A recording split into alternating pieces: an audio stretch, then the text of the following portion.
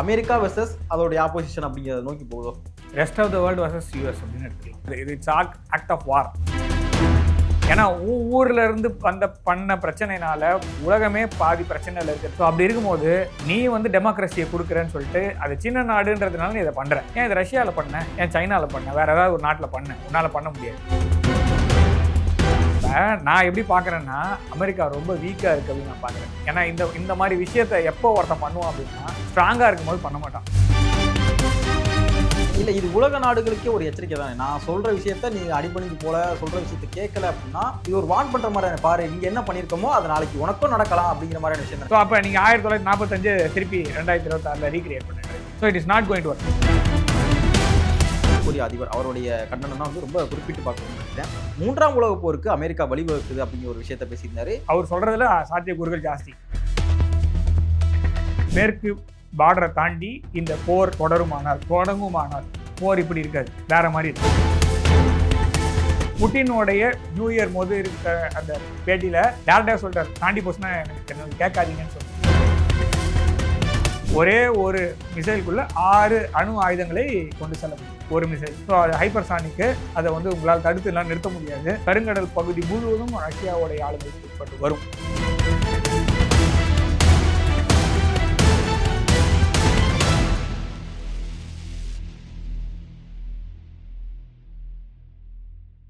ஹாப்பியா, ஹெல்தியா, ஜாலியா ஒரு life. Lanco Harmonia Pavilion Senior Living Apartments at Sri Perambatoor 2 BHK just 49 lakhs. Call 7717273747. ஜனவரி 10 கோவையில் தமிழக பாஜகவின் மிக பிரம்மாண்டமான ப்ரொஃபஷனல் கனெக்ட் 2026 கட்சியின் தொழில்துறை வல்லுநர் பிரிவு நிகழ்ச்சியில் மத்திய அமைச்சர்கள், பாஜக தலைவர்கள், துறைசார் வல்லுநர்கள் பங்கேற்று பேசுகிறார்கள். நிகழ்வில் பங்கேற்க லிங்கில் ரெஜிஸ்டர் செய்யுங்கள்.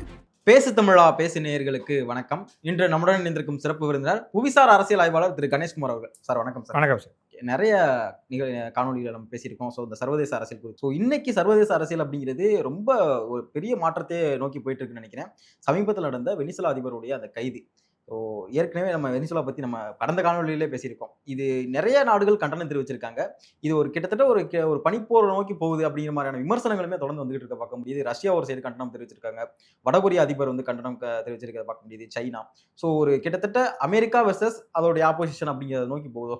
Rest of the world versus US அப்படின்னு எடுத்துக்கலாம். இது இந்தியாவும் கண்டனம் அப்படிங்கிறது டைரக்டா சொல்லலைனாலும் இட் ஹாஸ் எக்ஸ்பிரஸ் கன்சர்ன். இந்தியாவை பொறுத்த வரைக்கும் இந்தியாவுடைய வெளியுறவு கொள்கை அடுத்தது அங்கதான் வருவோம். அதனால முதலே நான் சொல்லிடுறேன். என்னன்னா, இந்தியா ஏன் கண்டனம் தெரிவிக்கல, ஏன் இந்தியாவில ஹெலிகாப்டர்ல போய் இன்னும் அப்படியே கயிறு கட்டி மடுரை தூக்கிட்டு வரல, நீங்க இல்லைன்னா அசிம் முனீரை கயிறு கட்டி தூக்கிட்டு வா, இந்த மாதிரிலாம் நிறைய சோஷியல் மீடியாலாம் பார்க்குது. அதெல்லாம் இந்தியா செய்யணும்னு அவசியம் இல்லை. அதாவது இந்தியா ஒரு ஒரு டீசெண்டான ஒரு கண்ட்ரி. அதே மாதிரி இந்தியாவோடைய foreign policy 2 main rules base பண்ணி இருக்குது. அதில் ஒன்று ஸ்ட்ராட்டஜிக் அட்டானமி. என்னுடைய உள்நாட்டு விவகாரத்தில் எந்த ஒரு நாட்டையும் தலையிட அனுமதிக்க மாட்டேன். அதே மாதிரி எந்த ஒரு நாட்டோடைய உள்நாட்டு விவகாரங்களையும் நான் தலையிட மாட்டேன். இது ரெண்டுமே மெயின் கான்செப்ட். இந்தியாவோடைய ஃபாரின் பாலிசி இதை பேஸ் பண்ணி தான் கட்டமைச்சிருக்காங்க. ஸோ அதனால் இந்தியா ரொம்ப ரொம்ப ஜாக்கிரதையாக இந்த வார்த்தைகளையும் ஒரு விஷயத்தையும் நகர்த்துகிறது அப்படின்றது தான் முதல் கான்செப்ட். ரெண்டாவது, நீங்கள் ஆரம்பிக்கும் போது பனிப்போர்லாம் இல்லை, இது போர். ஓகேவா? இது போர் தான். இது இட்ஸ் ஆக்ட் ஆஃப் வார். அதாவது பெரிய நாடு சின்ன நாடுலாம் விட்டுருங்க. ஒரு நாட்டோடைய தேர்ந்தெடுக்கப்பட்ட ஒரு ஜனநாயக, அது ஒரு கண்ட்ரியில் இருக்கக்கூடிய ஒரு தலைவர், அவங்க மக்கள் தேர்ந்தெடுத்திருக்காங்க. எல்லா ஊர்லேயுமே இந்த டிசன் குரூப்னு இருக்கும். சரி, இப்போ மடுரோவுக்கு சில எதிர்ப்பாளர்கள் இருக்கிறாங்க, அதனால நான் இதை செஞ்சேன்னு அமெரிக்கா ஒரு பூசி மெழுகுனா, இதே டொனால்ட் ட்ரம்ப் அவர்கள் 2021 ஜோ பைடன் எலெக்ஷனில் ஜெயிச்ச உடனே சொன்னது என்னது, இந்த எலெக்ஷன் ரிக்டு எலெக்ஷன் சொன்னாரா இல்லையா? அவரோட வார்த்தை கடைசி வரைக்கும் சொன்னார். சுட்ட பிறகு கூட சொன்னார், இது ரிக்டு எலெக்ஷனில் ஜெயிச்ச ஜோ பைடனோட ஆட்சியில் என்னை சுட்டாங்கன்னு. ஸோ அப்போ உங்கள் ஆட்சி, உங்கள் ஊரில் இது மாதிரி நடக்குதுல்ல, அப்போ ஏன் உங்கள் ஊரில் இருந்து ஜோ பைடனை தூக்கல? ஸோ அப்போ அந்த கேள்வி தானே வரும். ஸோ ஊர்கள்லாம் டெமோக்ரஸி வாரி வழங்கின்னு இருக்கீங்க. உங்கள் ஊரில் டெமோக்ரஸி சந்தி சிரிச்ச விஷயம். 4 வருஷம் ஜோ பைடன் எப்படி ஆட்சி செஞ்சாருன்னு எல்லாருக்கும் தெரியும். நம்மளும் அதை பார்த்துட்டு தான் இருந்தோம். ஸோ அப்படி இருக்கும்போது ஊருக்கெல்லாம் உபதேசம் பண்ணுறேன், உன் ஊரில் என்ன பண்ணுறேன், ஹண்டர் பைடனுடைய விஷயத்தை என்ன திருப்பி அங்கே தான் போய் நிற்கிறேன். ஏன்னா ஊரில் இருந்து பண்ண பிரச்சனைனால உலகமே பாதி பிரச்சனையில் இருக்கிறதுக்கு காரணம் உன்னுடைய முன்னாள் ஜனாதிபதியோட பையன். அவன் கையில் இருந்த லேப்டாப்பில் அவ்வளோ விஷயம் இருந்தது. உக்ரைன் இன்னைக்கு இந்த மாதிரி நிலைமை நாரி கிடக்கிறதுக்கு காரணமே ஜோ பைடனோட பையன் ஹண்டர் பைடனும் விக்டோரியா நூலாண்டும் தான். நம்ம நிறைய தடவை இது காணொலியில் பேசி. ஸோ அப்படி இருக்கும்போது நீ டெமோக்ரஸியை கொடுக்குறேன்னு சொல்லிட்டு அது சின்ன நாடுன்றதுனால நீ இதை பண்ணுற. ஏன் இது ரஷ்யாவில் பண்ண, ஏன் சைனாவில் பண்ண, வேற ஏதாவது ஒரு நாட்டில் பண்ண, உன்னால் பண்ண முடியாது. ஈரான்லேயே உன்னால் பண்ண முடியல. ஸோ இப்போ நான் எப்படி பார்க்குறேன்னா, அமெரிக்கா ரொம்ப வீக்காக இருக்குது அப்படின்னு நான் பார்க்குறேன். ஏன்னா இந்த மாதிரி விஷயத்த எப்போ ஒருத்தன் பண்ணுவான் அப்படின்னா, ஸ்ட்ராங்காக இருக்கும்போது பண்ண மாட்டான். ரொம்ப ஸ்ட்ராங்காக இருக்காங்கன்னா இந்த மாதிரி பண்ண மாட்டாங்க. அது வேற மாதிரி ரியாக்ஷன்ஸ் தான் வரும். வெளிப்படையாக ஒரு விஷயத்த நான் நடத்தி காட்டுறேன், இதை பாரு நான் வந்து ஸ்ட்ராங்காக இருக்கேன் பார் அப்படின்றதுனா வீக்கா இருக்காங்கன்னு அர்த்தம். இல்ல இது உலக நாடுகளுக்கே ஒரு எச்சரிக்கை தானே. நான் சொல்ற விஷயத்த நீ அடிபணிஞ்சு போல, சொல்ற விஷயத்த கேட்கல அப்படின்னா இது ஒரு வான் பண்ற மாதிரி தானே. பாரு இங்க என்ன பண்ணிருக்கோமோ அது நாளைக்கு உனக்கும் நடக்கலாம் அப்படிங்கிற மாதிரியான விஷயம் தான். இதை வந்து நான் ரொம்ப நாளா சொல்லிட்டு இருக்கோம். நம்ம எவ்வளவு நாளா பேசிட்டு இருக்கோம் இதை பத்தி. ஸோ உக்ரைனில் நடக்கிற விஷயம் எந்த நாட்டுக்கு வேணால் நடக்கலாம். பாகிஸ்தானில் நடக்கிற விஷயம் யாருக்கு வேணால் நடக்கலாம். பங்களாதேஷில் நடக்கிற விஷயம் வேறு யாருக்கு வேணால் நடக்கலாம். ஸோ இந்த வெஸ்டர்ன் கண்ட்ரிஸ் வச்சிருக்கிற அவார்டெல்லாம் வந்து எதுக்காக உபயோகப்படுதுன்றதை நான் முன்னாடியே பேசியிருக்கோம். இப்போ பார்க்குறீங்களா இல்லையா? வெனிசுலாவோடைய நம்ம பேசும்போது ட்ரம்ப்புக்கு நோபல் பரிசுன்னு நம்ம பேசியிருக்கோம். அப்போ நான் சொன்னேன் வெனிசுலாவோடைய ஞாபகம் இருக்கும்னு நினைக்கிறேன், இல்லை காணொலி போட்டு பார்த்தாலும் தெரியும். சொன்னேன் வெனிசுலாவோடைய எதிர்கட்சியில் இருக்கக்கூடியவங்களுக்கு இது கொடுக்குறாங்க, நோபல் பரிசு கொடுக்குறாங்க. இதுக்கு பின்னாடி உங்களுக்கு புரியும்ன்ற வார்த்தையை நான் அப்போ சொன்னேன். கடந்த காலம் நம்ம பேசியிருக்கோம் இதை பற்றி. ஸோ அப்போ பாருங்க, ஸோ அதே தானே வந்து நிற்குது. முகமது யூனஸ் அப்படிங்கிற ஒரு பப்பட்டை பங்களாதேஷில் போட்டு அந்த ஆள் ஒரு நோபல் பிரைஸ் கொடுத்தாச்சு வச்சுக்கோன்னு. அந்த ஆளோட கான்செப்ட் கேவலமான கான்செப்ட், ஊற்றி மூணு கான்செப்ட் முடிஞ்சிச்சு. அது வந்து எக்கானமிக்ஸ், இது வந்து பீஸு. சரியா? ட்ரம்ப்பு நோபல் பரிசை விட்டு கொடுத்து வெனிசுலாவில் இருக்க ஆயில உறிஞ்சிக்கிறார் அப்படின்னு வேணா நான் எடுத்துக்கிறேன். அப்படிதான், இப்படியே நான் வெளிப்படையாகவே சொல்கிறேன். இவ்வளோதான். ட்ரம்ப்புக்கு வந்து நோபல் பிரைஸ் கொடுத்துருந்தா ஒரு பெரிய அச்சீவ்மெண்ட்லாம் எதுவும் இருக்காது. அவருக்கு வந்து ஒரு ப்ளஸ் பாயிண்டாக ஓகே, ஒபாமாவுக்கே கொடுத்துட்டாங்க எனக்கும் கொடுத்துட்டாங்கன்னு சொல்லி வேணா ஒரு அமெரிக்க பிரசிடென்ட் மார்த்தட்டிக்கலாம்.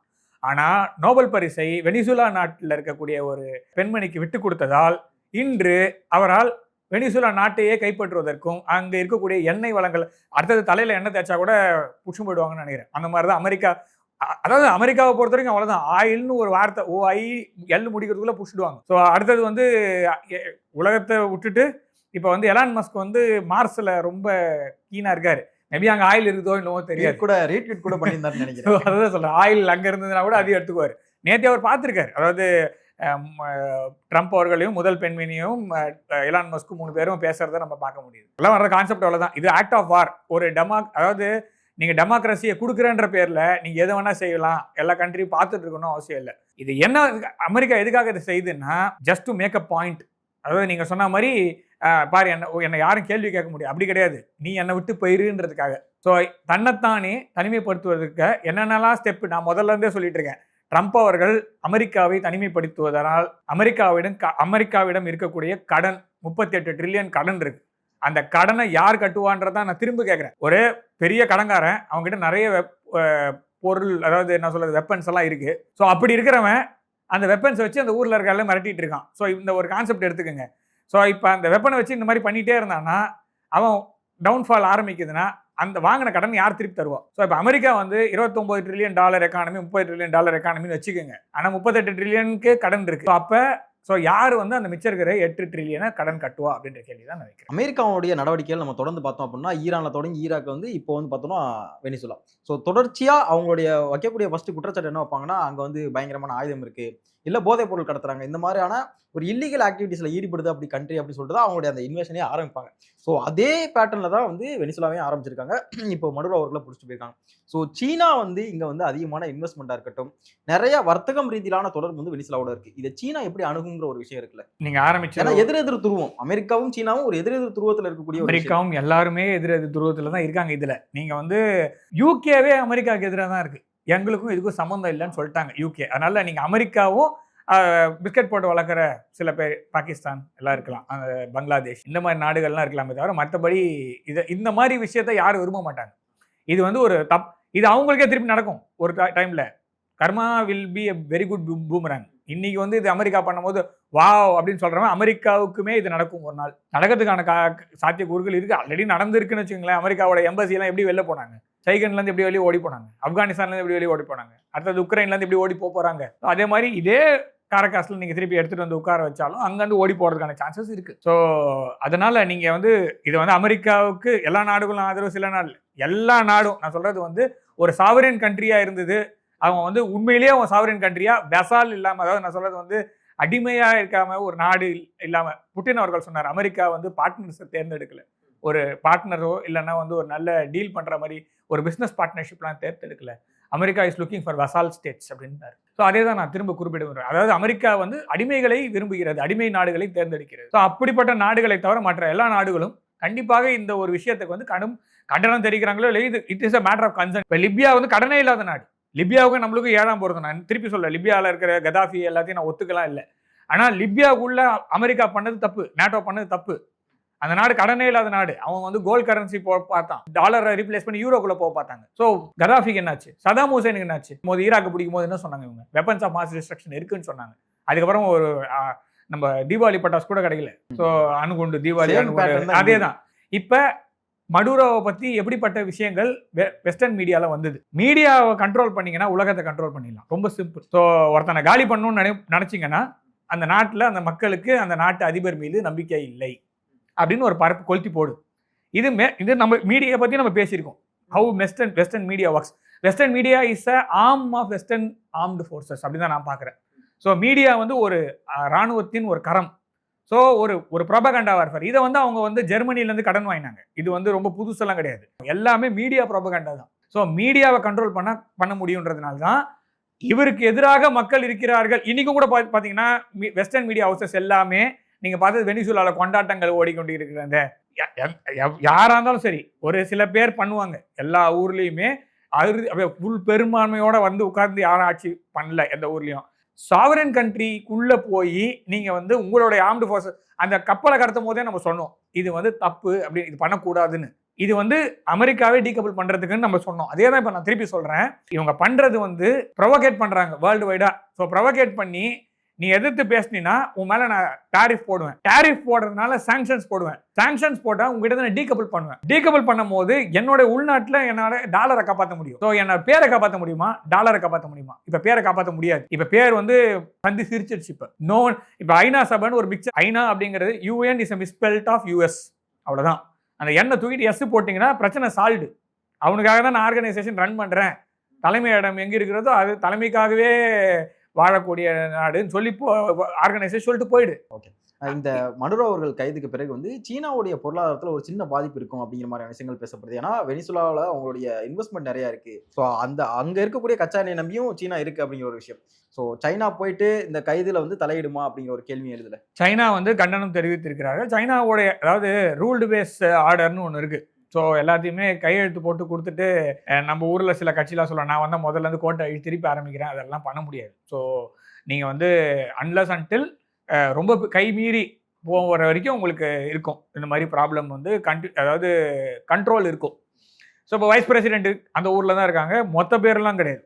மடுரோவுடைய ஒய்ஃப் 2 பேர் தான். சதாம் ஹுசைனை வந்து கைது செய்யும் போது இருந்த விஷயம் வேறு, இவரை கைது செய்யும் போது இருக்கக்கூடிய விஷயம் வேறு. ரெண்டுத்துலையுமே நான் ஒரு விஷயத்த பார்க்குறேன். நான் இன்னைக்கே சொல்கிற விஷயம் என்னன்னா, இதே மாதிரி Baghdad was raided in a single day. ஒரே நாள். நீங்கள் வந்து கொஞ்ச நாள் முன்னாடி ஒரு ட்வீட் போட்டாங்க. ஸோ நான் சொல்கிறது அமெரிக்காவுடைய அந்த ஃபோர்ஸஸ் கண்ட்ரோல் இது சார்ந்து இருக்கக்கூடியவர்கள் போடும்போது பாக்தாதோடைய இது வந்து சதாம் ஹுசைனோடைய அந்த தூக்கு போட்ட அன்னைக்கு அந்த நாள் அன்னைக்கு போட்டாங்க. இந்த மாதிரி பாக்தாத் நகரத்தை முதல் முறையாக நேட்டோ ஃபோர்ஸஸ் ஸ்டாம் பண்ணுற ஃபோட்டோ போட்டிருந்தாங்க.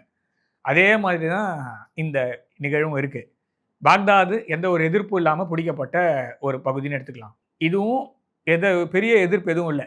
ரஷ்யாவுடைய இராணுவ தளவாடங்கள் உள்ளே இருக்குது. ஓகே, சைனாவுடைய விமான இராணுவ எதிர்ப்பு, அதாவது ஏவுகணை எதிர்ப்பு எல்லாமே வச்சுருக்காங்க. ஆனால் எதுவுமே சும்மா சாதாரணமாக வந்து நான் சொல்ற பிரசிடென்ஷியல் பேலஸ் மேலே நின்று எப்படி உள்ளுக்குள்ள சப்போர்ட் இல்லாமல் உங்களால் இதை பண்ண முடியாது. ஸோ இது அந்த ஆங்கிளும் நம்ம ரூல் அவுட் பண்ண முடியாதுன்னு நான் சொல்ல வரேன். ஸோ நீங்கள் வந்து கேன் பி லைக் ஒரு ஸ்விட்ச் சைட் பண்ணிவிட்டு நான் போகிறேன்ற மாதிரி.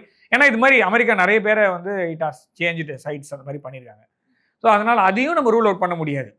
ஸோ இப்போ வெனிசுலா வந்து ஃபுல்லாக அவுட் ஆஃப் கண்ட்ரோல் போகாத வரைக்கும் சைனாவுக்கு வந்து பெரிய பாதிப்பு இருக்காது. இப்போ அமெரிக்கா பண்ணது என்ன அப்படின்னா, இல்லை அதிபர் ட்ரம்ப் என்ன சொல்கிறாருன்னா, நாங்கள் டேக் ஓவர் பண்ண போகிறோம், நாங்கள் தான் அதை நாங்கள் தான் இனிமேல் அங்கே அதுக்கு வந்து சைனா கம்முன்னு இருக்காது. ஓகே, அப்போ தைவான் என்ன ஆகும், உக்ரைன் என்ன ஆகும்? ஸோ இப்போ நான் ஆரம்பிக்கிறோம் பாகிஸ்தான் ஆகுபடி காஷ்மீர் என்ன ஆகும்? ஸோ அது பண்ணலையே. ஸோ அப்போ நம்ம அவன் அத்துமீறலாமா? ஸோ அப்போ நீங்கள் 1945 திருப்பி 2026 ரீக்ரியேட் பண்ண ட்ரை பண்ணி. So it is not going to work. So சைனாவுக்கு வந்து இனிஷியலாக வந்து இது ஒரு செட்பேக் மாதிரி இருந்தாலும் சைனா அவங்களுடைய இதெல்லாம் நியூஸ் பார்க்கும்போது ரொம்ப பெரிய மாற்றம் வரும்ன்ற மாதிரி தெரியல. ஆனால் ஒன்று வெனிசுலாக்குள்ளே இருக்கக்கூடிய இன்சர்ஜென்ட் குரூப்ஸ் ஜாஸ்தி. இப்போ வந்து ஐஎஸ்ஐஎஸ் எப்படி வந்து ஈராக்கில் அந்த ஈரான், ஈராக்கு, சிரியா அந்த அந்த பிராந்தியத்தில் முழுக்க வந்து உங்களுக்கு இன்ஸ்டெபிலிட்டி கொண்டு வரதுக்கான காரணமே இந்த இன்சர்ஜென்ட் குரூப்ஸ் தான். ஸோ அவன் வார்லாட்ஸாக கிளம்பிட்டான். இதில் இன்னொரு விஷயம், நான் 2.5 வருஷமாக பேசிகிட்டு இருக்கேன். 2022 பிப்ரவரியிலேருந்து அதுக்கு முன்னாடியிலேருந்து நான் சொல்கிறேன். 2021 ஜோ பைடனுடைய ஆட்சி அமைஞ்ச உடனே பெட்ரோல் விலை ஏறுச்சு. நான் சொல்கிறது வந்து பெட்ரோல் கேஸ் விலை வந்து அமெரிக்காவில் ஏறுது. 4 times இன்க்ரீஸ் ஆச்சு. கிட்டத்தட்ட $5, கிட்டத்தட்ட $5.5 போச்சு. வெஸ்ட் கோஸ்ட்டில் வந்து ஏறக்கூடாது ஜென்ரலாக. அமெரிக்காவை பொறுத்த வரைக்கும் ஈஸ்ட் கோஸ்ட்டில் உங்களுக்கு இந்த இதெல்லாம் இருக்கும். வெஸ்ட் கோஸ்ட்டில் உங்களுக்கு வந்து சில ஸ்டேட்ஸ்லாம் இருக்குது. அதெல்லாம் அதான் மெட்ரிக்ஸை வந்து மானிட்டர் பண்ணுறதுக்கு யூஸ் பண்ணுற அந்த கணக்குன்னு சொல்லுவாங்க. நம்ம ஊரில் கிராமத்தில் இருக்க டீ கடையில் இனிமேல் விலை ஏறாது. பார்த்தீங்கன்னா ஜென்ரலாக சொல்லணும்னா கிராமத்தில் இருக்க இட்லி கடையில் இட்லி விலை ஏறாது ஜென்ரலாக. நீங்கள் வந்து இங்கே இருக்கக்கூடிய எல்லா கடையிலையும் குவாலிட்டி இருக்குது. அஃப்கோர்ஸ் நீங்கள் வந்து முருகன் இட்லி ஷாப்பில் போய் சாப்பிடும்போது உங்களுக்கு அந்த ஆம்பியன்ஸு, உங்களுக்கு அந்த குவாலிட்டிலாம் இருக்குது. ஸோ அது வேறு. ஸோ இப்போ நான் அதே குவாலிட்டி நான் அங்கே இருக்கும்போது விலையும் டிஃப்ரென்ஸ் இருக்கும். ஸோ அப்போ அங்கே விலையேறுச்சுன்னா அப்போ உங்களுக்கு இன்ஃப்ளேஷன் ஜாஸ்தியாக இருக்கும். அது மாதிரி அமெரிக்காவை பொறுத்த வரைக்கும் சில ஸ்டேட்ஸ்லாம் இருக்குது, மார்க்கர்ஸ்ன்னு சொல்லுவாங்க. அந்த ஸ்டேட்டில் வந்து விலை ஏறக்கூடாது. அந்த விலையை அங்கே ஏறிச்சு. அப்போ ஏறும் போது என்ன பண்ணாருன்னா, பைடன் அவர்கள் ஸ்ட்ராட்டஜிக் பெட்ரோலியம் ரிசர்வ் எஸ்பிஆர்னு சொல்லுவாங்க. அமெரிக்காவை பொறுத்த வரைக்கும் 1971 72 வருடம் இதே மாதிரி குவார்டர் போல் வந்து 4 மடங்கு ப்ரொடக்ஷன் பண்ணால் மாத்திரம் தான் அது வரும்ன்ற மாதிரி போச்சு. அப்போது வந்து எஸ்பிஆர்னு ஒன்று கிரியேட் பண்ணாங்க. அதாவது ரிசர்வ் ஒன்று வைக்கணும் பெட்ரோல். இந்த மாதிரி அசம்பாவித சம்பவங்கள் நடக்கும்போது பெட்ரோல் இல்லாமல் நாடு ரன் ஆக முடியாது, அதனால் அது வேணும்னு சொல்லி ஸ்டோர் பண்ணி வச்சுருந்தாங்க. அந்த ஸ்டோரேஜில், அதாவது கஜானாலேருந்து எடுத்து வெளில கொடுத்துட்டாரு. ஆயில் பணம் எடுத்து கொடுப்பாங்க இல்லையா, பணமும் கொடுத்தாங்க. $2 trillion அடித்து கொடுத்தாங்க. ஓகேவா? அது எங்கேருந்து அடிச்சாங்கன்னு தெரியாது, எதை பேஸ் பண்ணி அடிச்சாங்கன்னு தெரியாது. அது ஒரு பக்கம் பணம் விநியோகம் பண்ணிட்டாங்க. நம்மளுடைய ஃபினான்ஸ் மினிஸ்டர் வந்து கணக்கு வச்சு தான் கொடுப்பேன்னு சொன்னாங்க. அதனால் இன்றைக்கி இந்தியா வந்து 8.3% வளர்ச்சியை நோக்கி இருக்குது. அமெரிக்காவோட வளர்ச்சி 1% தான். ஸோ இதெல்லாம் பண்ண முடியும். ஸோ அப்போ அந்த எஸ்பிஆர்லேருந்து எடுத்து கொடுக்க ஆரம்பித்தோடனே அது 2020 இருந்த ஸ்டோரேஜை தாண்டி 1983 84 இருக்கக்கூடிய அளவுக்கான எஸ்பிஆர் ஸ்டோரேஜ் அளவுக்கு போயிடுச்சு. எல்லாத்தையும் எடுத்து கொடுத்து இப்போ எப்படி ஃபில்அப் பண்ணுவாங்க அப்படின்ற கேள்வி அப்போட்லேருந்தே இருந்தது. ஸோ அதை இப்போ வெனிசுலா பிடிச்சாச்சுல்ல. ஸோ இந்த ஆயில் ஒரு ஸ்ட்ரா போட்டு உறிஞ்ச மாதிரி கார்ட்டூன்லாம் போட்டிருந்தாங்க. அதே மாதிரி ஸ்ட்ரா போட்டு உறிஞ்சி இருக்கிறது ஓப்பன் ஸ்டேட்மெண்டாக சொல்றாங்க. அதான் சொல்றேன். இதுல வந்து வெனிசுலா இருக்க ஆயில வந்து நாங்க தான் இனிமேல் சிரியாலே அதாங்க நடந்தது. நீங்க போருக்கு போறீங்கன்னா போர் கப்பல் தானே போனோம், பின்னாடி எதுக்கு ஆயில் கப்பல் போகுது? நீங்க போருக்கு போறீங்க அப்படின்னா நீங்க வந்து இந்தியா கூட போருக்கு வந்தீங்க 1971 இந்தியா மீது பாகிஸ்தானுக்கு ஆதரவாக எதிர்த்து நிற்பதாக போர் வந்தீங்க. நீங்க ஃபிளீட் 7 கொண்டு வந்து நிக்க வச்சீங்க. அப்போ உங்களுக்கு எண்ணெய் கப்பல்லாம் வரல, ஏன்னா நம்ம ஊர்ல எண்ணெய் இல்ல. சரியா? ஆனா சிரியாவுக்கு போகும்போதோ ஈராக் போகும்போதோ எண்ணெய் கப்பலை கொண்டு போய் பார்டர்ல நிக்க வச்சுதான் சண்டைக்கே போறீங்க நீங்க. ஸோ இது வந்து புதுசு எல்லாம் எதுவும் கிடையாது. ஆனா 2026 நடக்காதுன்னு தான் சொல்றோம். 2001 நடந்ததுக்கான ரீசன் வந்து அப்ப ரஷ்யா வந்து ரொம்ப வீக்கு. அப்பதான் உங்களுக்கு வந்து சோவியத் டிஸ்இன்டெகிரேஷனுக்கு அப்புறம் ரஷ்யா வந்து ஓரளவுக்கு வெளிச்சத்தை பார்க்குதுன்ற புட்டின் 2000 தான் வர்றாரு. ஸோ 1 வருஷம் தான் ஆயிருக்கு. அவர் வந்து சில கால்குலேஷன் போட்டாரு, சில நம்பினார். இந்தியாலையும் அப்பதான் ஒரு பொலிட்டிக்கல் ஸ்டெபிலிட்டி கிடைக்குது அப்பதான். ஸோ சைனாவும் அப்பதான் எமர்ஜிங்காக வருது. ஸோ இப்போ எல்லாமே அப்போ வந்து ஒரு ஸ்டார்டிங் ஃபேஸில் தான் இருக்குது. அப்போ வந்து நோ ஒன் டேர் டு, அதான் சொன்னேன், யூனிபோலார் வேர்ல்டாக இருக்குது அந்த சமயத்தில். 1992-93 இந்த உலகம் ஒரு தலைப்பட்சமாக தான் நடக்குது. யூனிபோலார் வேர்ல்டு, ஒரே ஒருத்தன் தான் வெள்ளையா இருக்கும் போது சொல்ல மாட்டான், நான் சொல்கிறதெல்லாம் உண்மை. அந்த ஊரில் வெப்பன்ஸ் ஆஃப் மாஸ் டிஸ்ட்ரக்ஷன் இருக்குது, மடூரோ கெட்டவன். ஸோ எல்லாமே யூனிபோலார் வேர்ல்டு தான். சரியா? மோடி வந்து என் கூட பேசி போரை நிறுத்தத்துக்கு நான் சொல்லி தான் போரை நிறுத்தினார். இது கூட அந்த யூனிபோலாரில் தான் எடுத்துக்கணும். ஏன்னா மீடியா, சரி அதான் சொல்கிறேன், மீடியாவை வச்சு என்ன வேணால் பண்ணலாம், நான் சொல்கிறது தான் கரெக்டுன்ற மாதிரி போகுது. ஸோ இப்போ நம்ம பார்க்க வேண்டிய விஷயம் என்னென்னா, அந்த ஆயிலை எடுத்து அந்த எஸ்பிஆரை ஃபில் பண்ணுறதுக்கு அவங்க ட்ரை பண்ணுறாங்க. மற்றபடி எஸ்பிஆரை ஃபில்அப் பண்ணுறதுக்கு தான் இதை பண்ண போகிறீங்க அப்படின்னா, அதுக்கும் சைனா வந்து இந்த சமயத்தில் தே ஹவ் இன்வெஸ்டட். இதை நீங்கள் வந்து எப்போ பெரிய அளவு ரியாக்ட் பண்ண மாட்டாங்க சைனா, இப்போதைக்கு பண்ண மாட்டாங்க, ஏன்னா அவங்களுக்கு டைவான் பிஸி. ஸோ இப்போ வெனிசுலா வந்து அந்த வெஸ்டர்ன் ஹெமிஸ்பியர்னு இப்போ தெரியுது அவங்க கண்ணுக்கு, ஏன்னா ஆயில் இருக்குல்ல. ஸோ இந்த ஆயில் இருக்குன்றதுனால வெஸ்டர்ன் ஹெமிஸ்பியர் சொல்கிறாங்க. இவ்வளோ நாள் வெஸ்டர்ன் ஹெமிஸ்பியர் கிடையாது. ஒரு கார்ட்டூன் நம்ம இதுக்கு முன்னாடி நான் நினைக்கிற ஒரு 6 மாதம் முன்னாடி 8 மாதம் முன்னாடி பேசும்போது ஒரு கார்ட்டூன் ஒன்று சொன்னேன். ஆப்பிரிக்காவில் இருக்கிற அப்படியே பள்ளம் குழி நோண்டி அப்படியே தூக்கி தங்கமாக தூக்கி யூரோப் மேலே வச்சுருப்பாங்க. அதே மாதிரி சவுத் அமெரிக்காவை அப்படியே பள்ளமாக வெட்டி தூக்கி அந்த பணத்தை, அந்த தங்கத்தை நார்த் அமெரிக்கா மேலே வச்சுருப்பாங்க. இப்படி ஒரு கார்ட்டூன் இருக்கும். அந்த கார்ட்டூன் தான் யதார்த்தம். நான் சொல்கிறது போன நூற்றாண்டு, அதுக்கு 3 நூற்றாண்டு. மோஸ்ட் எக்ஸ்ப்ளாய்டட் பிளேசஸ்னா சவுத் அமெரிக்கா அந்த காண்டினென்ட்டோ ஆஃப்ரிக்கன் காண்டினென்ட்டோ. So they are trying to do another Berlin conference again in the name of Monroe doctrine. இந்த சைடில் தைவானை இவங்க பிடிப்பாங்களான்னா மாவோ ஜெயிப்பாரா ஜெயிக்க மாட்டாரான்னு பார்க்கணும். ஸோ நீங்கள் ஒரு விஷயம் சொல்லுவாங்க ஜென்ரலாக, don't make too many enemies when you are growing. So until அதாவது நம்ம ஜெயிக்க போகிற வரைக்கும் நிறைய எதிரிகளை உருவாக்கக்கூடாது. சில சமயத்தில் இர்ரெலவெண்ட்டாக இருக்கும் ஒருத்தன், அவன் நம்மளுக்கு தேவையே இல்லாத மாதிரி இருக்கும். அந்த இர்ரெலவெண்ட்டான விஷயத்தில் நம்ம போய் கை வைக்கக்கூடாது. அப்படி கை வச்சிங்கன்னா நீங்கள் ஜெயிக்கிறதுக்கான வாய்ப்புகள் குறையும். ஸோ இப்போ சைனாவோட எய்ம் என்ன? So to become world leader number 1 position வரணும். ட்ரேடு வாரில் ஆல்ரெடி ஜெயிச்சிட்டாங்க. ஸோ இப்போ அமெரிக்கா வந்து வம்பு கிழிக்கிறது என்னென்னா, எங்கெங்கெல்லாம் அடுத்தது நைஜீரியாவில் ப்ராப்ளம் வரும், பர்மாவில் ப்ராப்ளம் வரும். நான் இன்னைக்கு சொல்கிறேன், பர்மாவில் ப்ராப்ளம் வரும், நைஜீரியாவில் ப்ராப்ளம் வரும், ஸோ காங்கோவில் ப்ராப்ளம் வரும். காங்கோவுக்கும் ருவாண்டாக்கும் அமைதி பேச்சுவார்த்தை நடத்தி கொடுத்தேன்னு சொல்லிட்டு ட்ரம்ப் மார்த்தொட்டி ஒரு விஷயம் சொல்கிறாரு. காங்கோவில் பிரச்சனை வரும். பிரச்சனை வந்தால் தான் அங்கே இருக்கக்கூடிய வளங்களை சுருட்ட முடியும். ஸோ அங்கெல்லாம் உங்களுக்கு டெமோக்ரஸி ப்ராப்ளம் தேவையில்லை. ஸோ இப்போ நான் டெமோக்ரஸி எதுக்கு கொடுக்குறேன்னா, எனக்கு ஆயில் வேணும், என்னோட எஸ்பிஆரை ஃபில்அப் பண்ணணும், அதுக்காக எனக்கு இந்த உலகத் தலைவர் அவருடைய கண்டனத்திலே வந்து குறிப்பிட்டு பார்க்கணும்னா நார்த் கொரியா அதிபர் அவருடைய கண்டனம் தான் வந்து ரொம்ப குறிப்பிட்டு பார்க்கணும்னு நினைக்கிறேன். ஏன்னா 3ஆம் உலகப் போருக்கு அமெரிக்கா வழிவகுக்குது அப்படிங்கிற ஒரு விஷயத்த பேசியிருந்தாரு. ஸோ இன்னொரு விஷயம் குறிப்பிட்டாரு. ஸோ அதிபர் அவர்கள் வந்து ட்ரம்ப் அவர்களை குறிப்பிட்டு முன்னாள் அதிபராக கூட மாற்றுறதுக்கான வாய்ப்புகள்லாம் இருக்கு அப்படிங்கிற மாதிரியான விஷயங்கள். ஸோ இது என்னவா எஸ்டேட் ஆகும்னு நினைக்கிறீங்க? அதாவது இந்த விஷயம் வந்து ட்ரம்ப் அவர்களுடைய முதல் ஆட்சி காலத்தில், நான் சொல்றது ஃபர்ஸ்ட் டேர்ம் இருக்கு இல்லையா, இதே கிம் ஜாங் அன் கையை பிடிச்சி சவுத் கொரியாவில் இந்த டிமிலிட்டரி ஜோன்லேருந்து நான் அந்த சவுத் கொரியாவுடைய ஊர்லேருந்து வா நீ வந்து பேசுன்னு சொல்லி கூப்பிட்டு போன ட்ரம்ப்பை நம்ம பார்த்தோம். என்ன நடந்ததுன்னு தெரியல. அதாவது நானே நிறைய தடவை சப்போர்ட் பண்ணியிருக்கேன் ட்ரம்ப்புக்கு. நான் சொல்ல போன டைம்லலாம் இருக்கிற போரெல்லாம் உண்மையிலே நிறுத்தி வச்சார். அப்போ உண்மையிலே அந்த நோபல் பிரைஸ் கொடுத்துருக்கலாம். பட் இப்போ வந்து அப்படியே குவாண்டம் ஷிஃப்ட், குவாண்டம் டெக்னாலஜியில் அமெரிக்கா ஜெயிக்கிறாங்களோ இல்லையோ, குவாண்டம் ஷிஃப்ட்ல அமெரிக்கா இப்போ பார்க்க முடியுது. ஒருவேளை இதான் லாஸ்ட் டேர்ம்னு சொல்லிட்டு இப்பவே எல்லாம் நடத்த வேண்டிய எல்லாத்தையும் நடத்த அமெரிக்கன் பிரசிடென்ட்டுக்கே லாஸ்ட் டேர்ம்னு சொல்றீங்களா இல்ல ட்ரம்போட லாஸ்ட் டேர்ம்? இல்ல ஏன்னா அப்படிதான் இருக்கு. 250வது வருடத்தை நிறைவு அதாவது ஆரம்பிக்க போகிறது அமெரிக்கா. ஸோ ஒரு எம்பையரோட லைஃப் டைம் வந்து 250 இயர்ஸ். ஒரு மனிதனுடைய வாழ்நாள் வந்து பார்த்தீங்கன்னா 100 வருடம்னு எடுத்துக்கலாம். ஸோ அப்போ ஒரு ராஜ்யத்தோடைய ஆண்டு காலம்ன்றது 250 வருடம், 249 இருக்காங்க. ஸோ அது முடியும் போது மொத்தமும் முடியுமான்னு தெரியாது. மேப் மாறுமானா அவர் சொல்கிறதுல சாத்தியக்கூறுகள் ஜாஸ்தி. அமெரிக்கா பார்க்க வேண்டியது உள்ளுக்குள்ளே இருக்க பிரச்சனையை. இப்போவும் சொல்கிறேன், அவருடைய பேட்டியை பார்த்தீங்கன்னா அப்படியே ஒரு என்ன சொல்கிறது, ரொம்ப கொஹிரண்ட்டாக இருக்காது ட்ரம்ப்போடது. வேர்ல்டு பாலிடிக்ஸ் பேசிட்டே இருக்காரு, திடீர்னு வந்து உள்ளுக்குள்ளே இருக்க பாலிடிக்ஸ் பேசுகிறாரு, திருப்பி வேர்ல்டு பாலிடிக்ஸ் போகிறாரு, திருப்பி உள்ளுக்குள்ளே.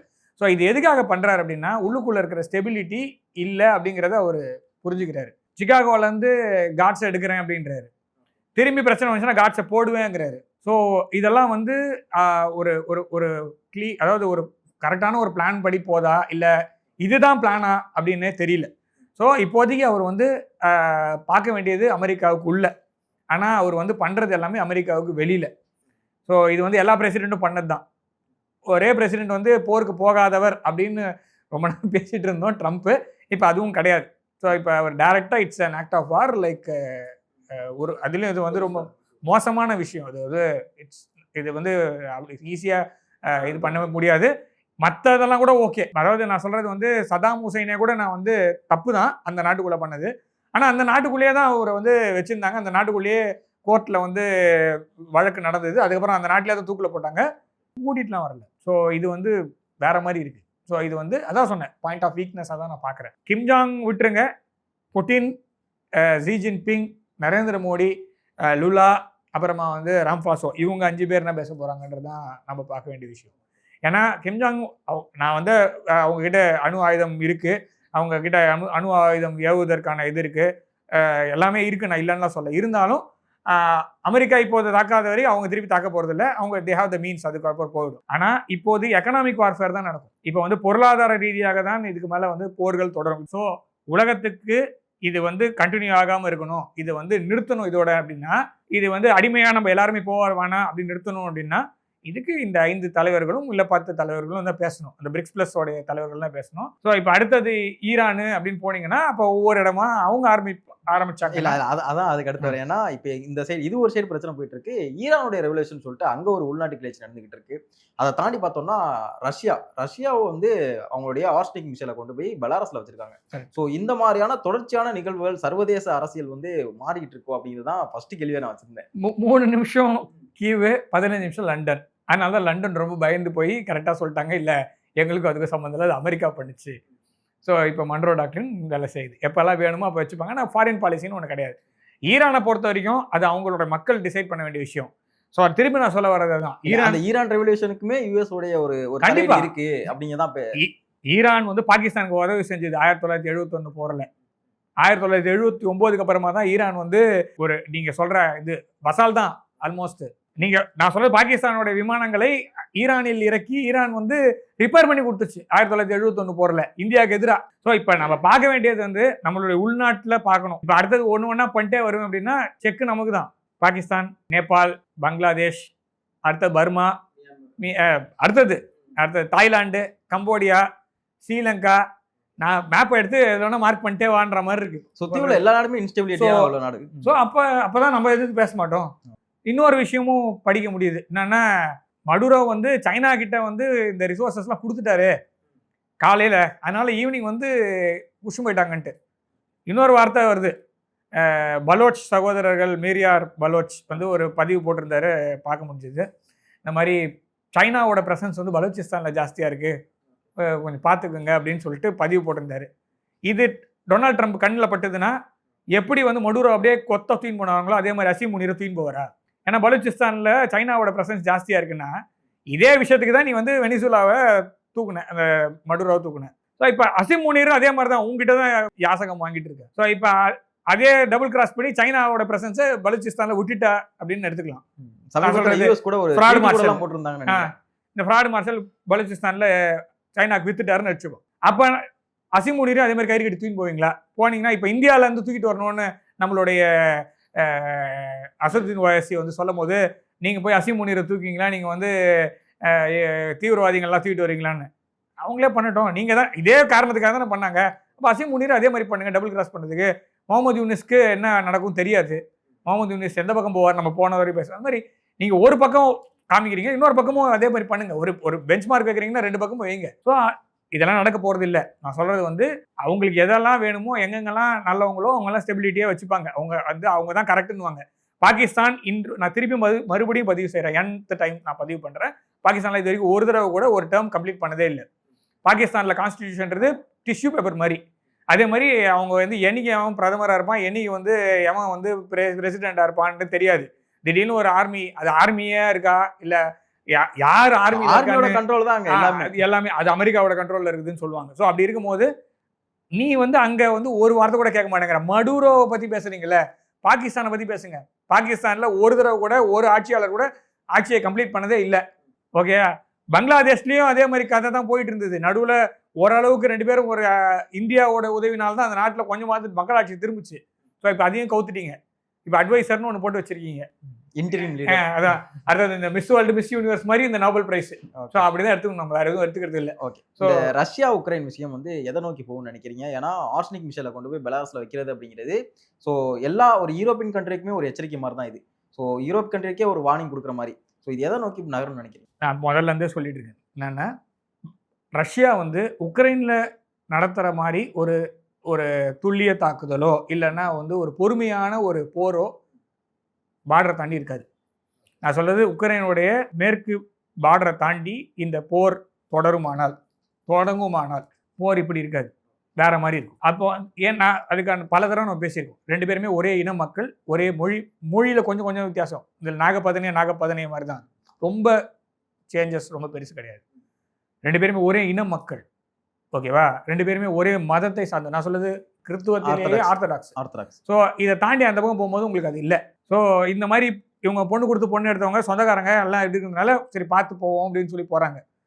புட்டினுடைய ஜனாதிபதி புட்டின் அவர்களுடைய போன ஒரு நியூ இயர் போது அந்த பேட்டியில் டேரக்டாக சொல்லிட்டார், தாண்டி போச்சுன்னா எனக்கு கேட்காதீங்கன்னு சொன்னார். ஸோ இதை தான் நாம் ரொம்ப நாளாக சொல்லிட்டு இருக்கோம். ஏன்னா இதை ஸ்டடி பண்ணுறதுல இப்படி தான் பார்க்க முடியுது. உக்ரைன் 2022 இருந்து இவ்வளோ நாள் தாங்குமானா தாங்காது.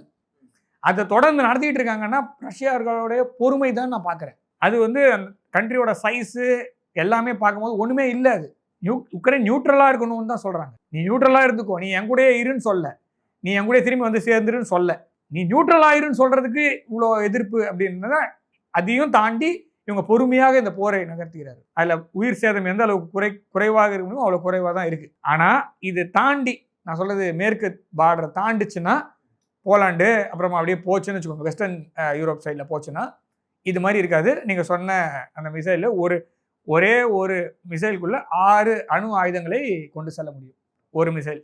ஸோ அது ஹைப்பர்சானிக்கு, அதை உங்களால் தடுத்துலாம் நிறுத்த முடியாது. ஸோ நம்ம பிரம்மோஸ் மாதிரி நிறுத்துங்களேன். ஸோ அப்படி இருக்கும்போது அது லண்டன் வரைக்கும் போச்சுன்னா அமெரிக்கா பிரச்சனையே கிடையாது. இங்கே உள்ளே இருக்கிறவங்க தான் பார்க்கணும். உக்ரைன் நியூட்ரலாக ஆகும், நியூட்ரலாக இருக்கும். அதே மாதிரி உக்ரைன் சில இடங்களை விட்டு கொடுத்து தான் ஆக வேண்டும். நான் சொல்கிறது விக்டர் யானுகோவிச் அப்படின்றவருடைய எலெக்ஷன் விக்டரி எப்படி இருந்ததோ அதே மாதிரி தான் இருக்கும் உக்ரைனோட மேப்பு. ஸோ இதில் அது பிரியும் போது கிழக்கு பக்கம் இருக்கக்கூடியது மொத்தமும் தனித்தனியாக ஒரு ரிப்பப்ளிக்காக சேர்ந்து ரஷ்யாவுடைய ஆளுமைக்கு உட்பட்டு வரும். நான் சொல்கிறது ஒடேசா வரைக்கும் வரும். கருங்கடல் பகுதி முழுவதும் ரஷ்யாவுடைய ஆளுமைக்கு உட்பட்டு வரும்.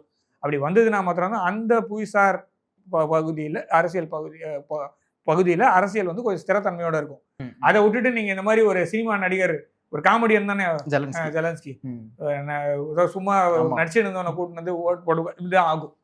அது ஒர்க் அவுட் ஆக போகுது இல்லை. ஓகே சார், இதுவரை எங்களோட இணைந்து தங்கள் கருத்துக்கள் பண்ணி ரொம்ப நன்றி சார். வந்தே மாத்திரம். உலக தமிழ் சொந்தங்களுக்கு வணக்கம். நான் ராஜவேல் நாகராஜன். பேசு தமிழா பேசு வலையொலியுடைய வளர்ச்சிக்கு நீங்களும் உறுதுணையாக இருக்கணும்னு நினச்சிங்கன்னா இந்த வீடியோடைய டிஸ்கிரிப்ஷனில் இருக்கக்கூடிய ரேசர் பே லிங்கை கிளிக் பண்ணுங்கள். அந்த லிங்க்கில் போயிட்டு உங்களுக்கு விருப்பமான தொகையை பேசு தமிழா பேசுவனுடைய வளர்ச்சிக்கு உங்களுடைய பங்களிப்பாக நீங்கள் கொடுக்கலாம். நன்றி, வணக்கம். பேசு தமிழா பேசு சேனலுக்கு ஆதரவு தந்து கொண்டு இருக்கக்கூடிய பார்வையாளர்களுக்கு வணக்கம். அரசியல் ஆன்மீகம்னு மட்டும் இல்லாம இப்போ ஹெல்த்லயும் நம்ம வந்தாச்சு. ஹெல்த் சம்பந்தமான பிரச்சனைகளுக்கும் ஹெல்த் டிப்ஸுக்கும் ஹெல்த் கேருக்கும் இல்ல ஹெல்த் பத்தி ஏதாவது தெரிஞ்சுக்கணும் அப்படின்னு நினைச்சீங்கன்னா ஹெல்த் குரு சேனல் கண்டிப்பா உங்களுக்கு யூஸ்ஃபுல்லா இருக்கும். பேசு தமிழா பேசு சேனலுக்கு கொடுக்கக்கூடிய இதே சப்போர்ட்டை ஹெல்த் குரு யூடியூப் சேனலுக்கும் கொடுத்து அந்த சேனலை சப்ஸ்கிரைப் பண்ணி உங்க நண்பர்களுக்கு ஷேர் பண்ணும்படி கேட்டுக்கிறோம். நம்ம ஹெல்த் குரு சேனலோட லிங்கை டிஸ்கிரிப்ஷன்ல தரோம், மறக்காம செக் பண்ணி பாருங்க.